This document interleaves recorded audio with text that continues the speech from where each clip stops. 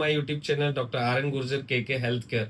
आज मैं बात करने वाला हूँ कान बहने के बारे में। आप लोगों ने देखा होगा और सुना होगा, कई बार कान बहने लगता है, कान से तरल पदार्थ निकलने लगता है, उसको कान बहने की समस्या बोलते हैं। और कान बहने की समस्या को हम लोग मेडिकल टर्म में ओटोरिया कहते हैं। इसमें जो है कान से तरल पदार्थ का रिसाव होने लगता है।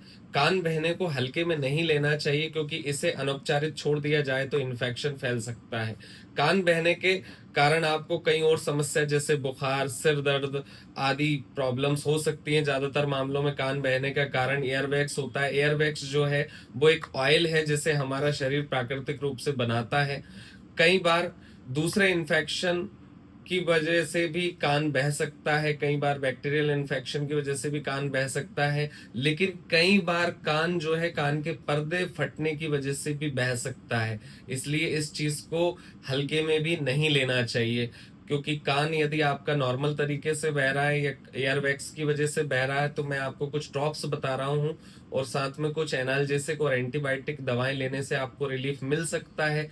जैसे एक आपका नॉर्मल कैंडिड एयर ड्रॉप हो गया, दूसरा जो है वो कैंडी बायोटिक एयर ड्रॉप हो गया। इसका आप इस्तेमाल कर सकते हैं। आप जो है आपके चिकित्सक की सलाह ले सकते हैं, जो आपके लिए कुछ एनाल्जेसिक एंटीबायोटिक शुरू करेंगे, जिससे कि आपको रिलीफ मिलेगा। लेकिन अगर इसके बाद भी आपको रिलीफ नहीं मिल रहा है और कान लगातार आपका बह रहा है, तो यह आपको गंभीर समस्याओं का संकेत दे सकता है। चूंकि कई बार जो है कान के पर्दे फटने की वजह से और कान के पर्दे में इन्फेक्शन की वजह से भी आपका कान बह सकता है। तो इन चीजों को हल्के में ना लेते हुए आपको ईएनटी की एडवाइस लेना जरूरी है। ईएनटी जो है वो आपके जो है नाक कान गले रोग विशेषज्ञ को बोलते हैं, उनकी सलाह लेना जरूरी है। वो मशीनों द्वारा जांच करके आपको उचित उपचार देंगे।